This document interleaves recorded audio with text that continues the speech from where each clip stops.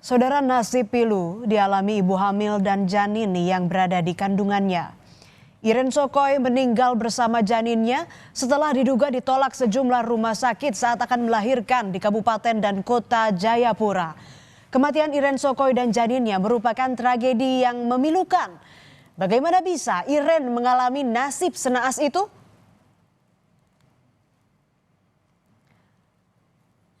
Bayangan kebahagiaan untuk segera menimang sang buah hati yang sudah 9 bulan dalam kandungan sang istri sirna seketika berganti kesedihan yang teramat pilu. Nel Castro KB kehilangan sang istri bersamaan dengan janin yang masih di kandungan. Nel mengingat peristiwa mencekam saat istrinya dilempar sana-sini oleh sejumlah rumah sakit demi bisa melahirkan buah hati mereka.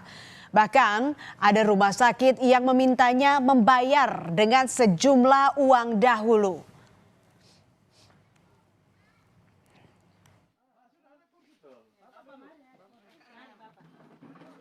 Katanya kan ada kalau BPJS kan ada ruangan-ruangan untuk BPJS.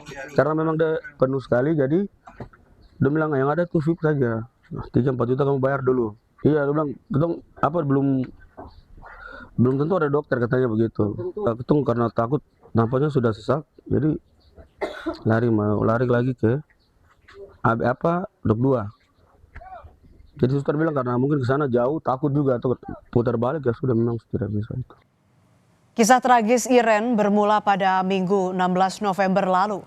Saat itu Iren sudah mengalami kontraksi, namun karena tak ada fasilitas kesehatan di kampungnya di Kensio, Danau Sentani, Iren pun dibawa ke Rumah Sakit Umum Daerah Yowari menggunakan speedboat. Iren tiba di RSUD Yowari pukul 3 siang dan langsung menjalani pemeriksaan awal. Namun karena pembukaan tak berubah, Iren pun dipindah ke ruang bersalin pada pukul 6 sore. Perawat langsung memberikan induksi untuk mempercepat proses persalinan sesuai arahan dokter jaga. Sekitar pukul 8 malam, air ketuban Iren pun pecah. Dokter jaga menyarankan Iren masuk ruang operasi. Namun ternyata dokter Objin yang hanya ada satu-satunya di RSUD Yowari rupanya juga sedang tidak bertugas. Dan diduga ada kelalaian prosedur karena tindakan induksi diberikan saat tidak ada dokter Objin. Sementara itu, Direktur Rumah Sakit Umum Yowari, Marian Braweri, mengklarifikasi tudingan adanya kesalahan prosedur dan lambatnya penanganan medis terhadap Irin dan janinnya. Marian bilang saat pasien datang ke RS sudah pembukaan 5. Dan saat pukul 10 malam, pembukaan baru lengkap, namun kondisi jantung janin menurun, maka disarankan untuk operasi. Namun hari itu, dokter kandungan satu-satunya di RSUD Yowari sedang berkegiatan di luar kota, sehingga pasien dirujuk ke Rumah Sakit Dian Harapan Waena.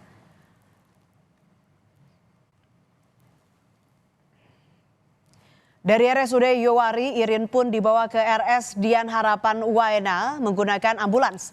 Mirisnya saudara, keluarga pun sempat menunggu lebih dari 2 jam sampai akhirnya ambulans tersedia.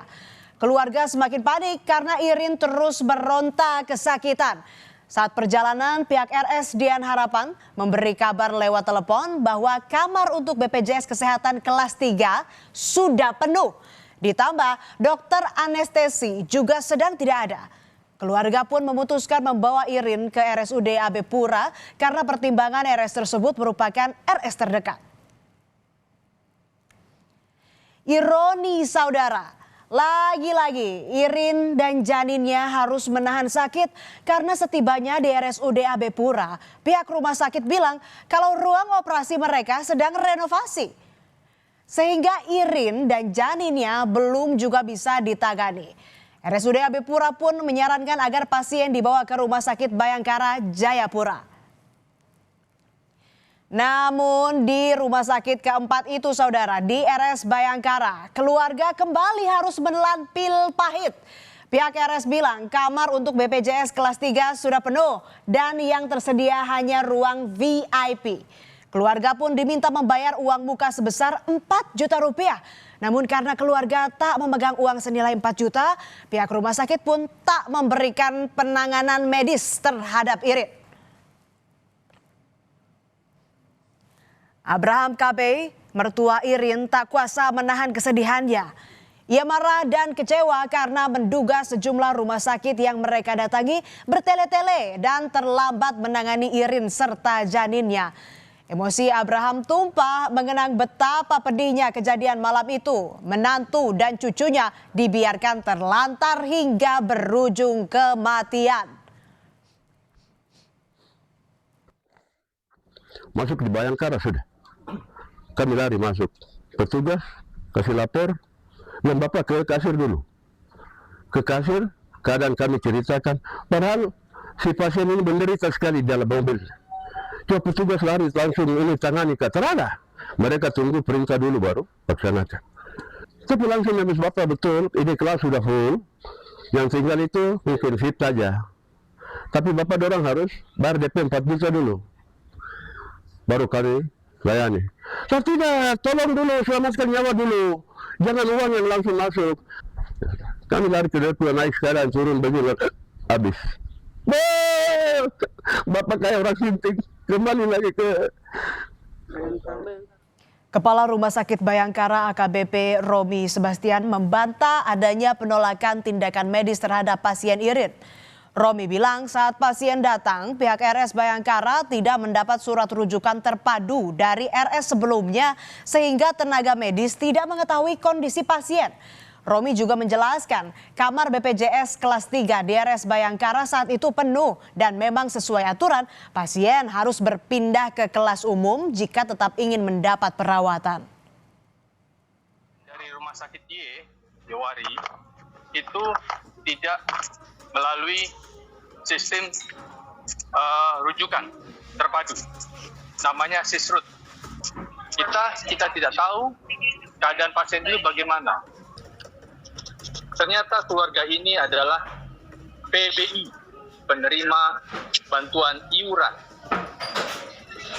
kelas 3, di mana peraturan BPJS di situ tertulis bahwa pasien PBI kelas 3 tidak dapat pindah kelas. Intinya, tidak ada dari Rumah Sakit Bayangkara menolak pasien. Kasus yang menimpa Irin dan janinnya menjadi sorotan publik dan membuat Gubernur Papua Matius Derek Fakhiri mendatangi rumah keluarga Iren Sokoy di dermaga Kampung Ifar Besar Jayapura Jumat malam. Kepada Gubernur, keluarga Irin menceritakan kekecewaan dan kemarahan mereka soal peristiwa getir yang harus mereka alami. Matius Fakhiri pun mengancam akan mencopot tenaga medis yang menolak pasien. Kejadian ini kejadian yang menjadi keprihatinan saya mendalam. Dan saya pastikan rumah sakit yang singgah punya ruang pemerintah, minggu depan saya copot semua. Komisioner Komnas Perempuan merespons kasus meninggalnya seorang ibu dan janin pasca berpindah-pindah rumah sakit di Papua. Daden Sukendar menyebut fasilitas kesehatan harusnya bisa diakses merata oleh seluruh warga negara. Daden menekankan pentingnya akses kesehatan bagi warga negara, terutama perempuan. Harapannya justru fasilitas kesehatan terhadap semua warga negara, terutama perempuan yang memang selama ini sangat rentan untuk tergerus gitu ya. Itu kita mendorong agar ya pemerintah tentunya hadir dalam hal ini, bagaimana jaminan terhadap kesehatan warga negara bisa dipenuhi. Kisah pilu seorang ibu dan janinnya yang meninggal akibat dugaan kelalaian dan lambannya penanganan medis tak boleh lagi terulang. Negara harus memastikan akses kesehatan merata bagi seluruh warga dari Sabang hingga Merauke. Tidak boleh lagi ada penolakan pasien yang berujung hilangnya nyawa.